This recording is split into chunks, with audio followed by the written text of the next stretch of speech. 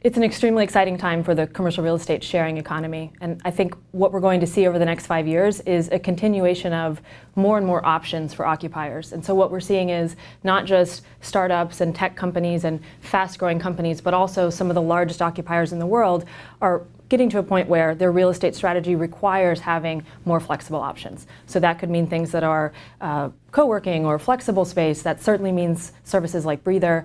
And I think as a consequence, owners of real estate are more involved and more engaged than ever in being sure they're playing a role in that. We've been very fortunate to have a really strong roster of investors and advisors who come from real estate technology, commercial internet, software plays, a really broad range, and I think that's put us in a great position to keep growing.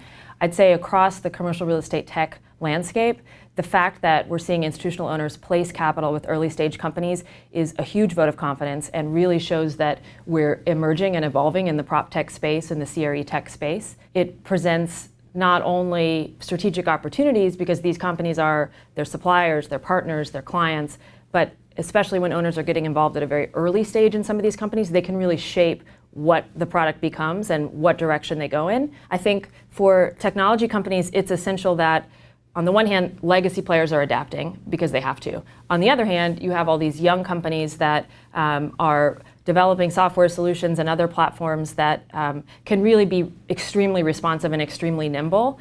On the ownership side, I think we're moving toward a world where the sort of technology that in the past might have been seen as nice to have or something perhaps worth exploring later, now has become essential and now has become part of the way they must operate in order to grow the business. So Breather's a startup. Technology is essential to what we do.